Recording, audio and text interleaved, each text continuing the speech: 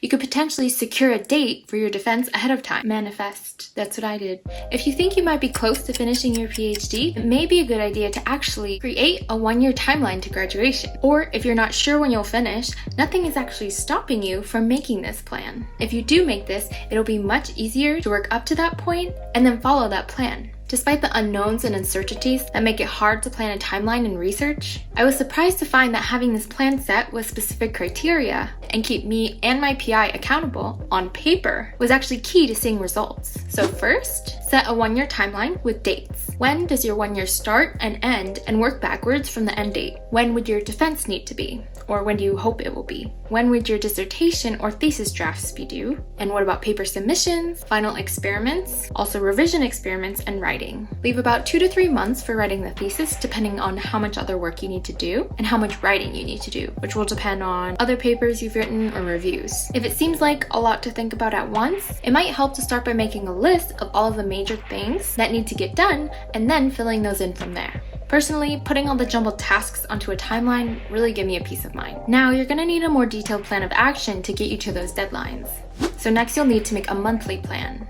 It's best to have a printable sheet that you can always keep by your desk. I split mine up by quarter then month.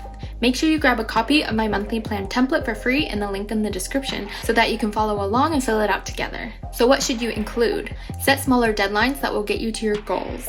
Again, working backwards where needed. For example, first manuscript draft, first round of revisions due by, add in any significant committee meetings, when experiments for a specific project should be done to leave you, for example, 1 month to write up everything to meet your submission deadline. Other things to add in are writing a thesis outline, thesis intro draft, and drafts of each chapter. Know that things are going to take longer than expected, so aim for as soon as you think it's feasible and leave some wiggle room for the next step. In the other column, include any other responsibilities to keep on your radar. Courses, conferences, certificates, career development. When are you going to start job searching or informational interviews? Will you take a break after graduating or start during your PhD? You don't have to know the answer, but if you do, you can implement this in that plan. What not to include? You don't want to clog this up with too many tasks. Just keep it to the major deadlines and drafts that will get you to those publishing or dissertation goals. Think of it as the what of the things that need to get done. In the weekly schedule, that's where we'll break down the how. This is going to be a living document, so it will change, and that's okay.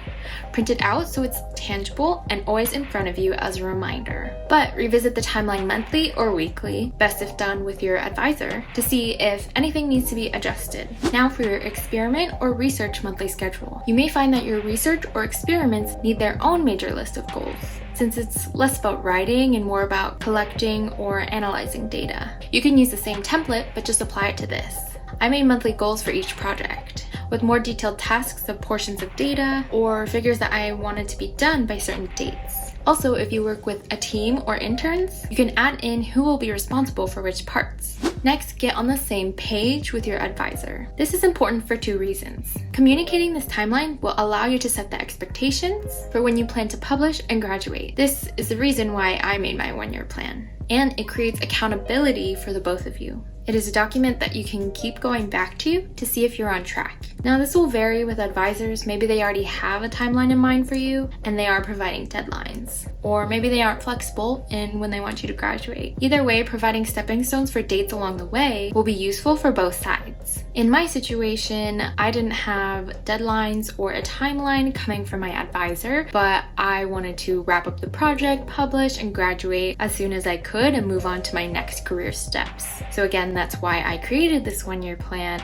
and I'm glad that it worked out that when I communicated it with my advisor, he was receptive, and it became a great reference point for us to always go back to and work off of, even if it was mainly me referring back to it and following the tasks. But I had a tangible thing to show him to keep track of the milestones that he wanted to see and that I wanted to see. Even if it varied and wasn't kept exactly to what we had planned, in the end we left room for flexibility, and I was able to finish my main research requirements for my degree and graduate when I wanted to. It just creates a positive collaboration and clear communication without anything left unsaid or passive motives where we're not sure what the other one wants. So again, that's why I'm highly recommending all of this.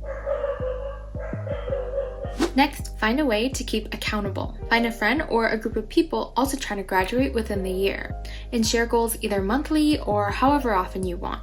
Even if you don't always achieve them, just telling them to someone else also creates more of an obligation and motivation to reach them. Have the list posted in multiple places if needed. I always had it pasted in front of me at my desk behind my computer, and usually had it open on my computer. And definitely give your advisor a paper copy and updated paper copies if needed. Tell your friends, family, just say the goals out loud as if they're already gonna happen. Everyone tends to ask you when you're gonna graduate, right? So just tell them a date, even if you don't know if that's really when you're gonna graduate. That's kind of what happened with me. At one point I said, this is when I'm planning to graduate, or this is when I'm graduating, I'm gonna make it happen. And then I found that my advisor started saying that that was the date too.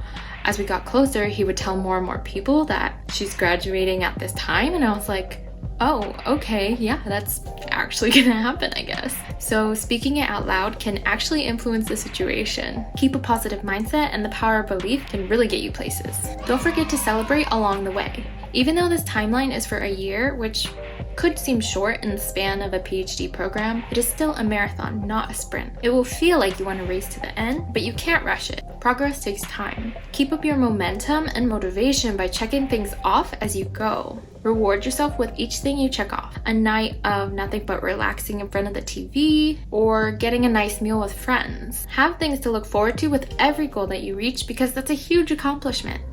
These are literally ticking things off and a countdown to you getting this degree and graduating. It will become clear with each step how it's going to get you to your final goal, and before you know it, you'll have that degree. So let's do it together. You might be thinking that these monthly goals still seem big and daunting. If you want a more detailed breakdown of how I plan my week to achieve these goals, be sure to check out my video on how to plan my ideal PhD work week. Thanks for watching, and I'll see you next time. Damn, look at this.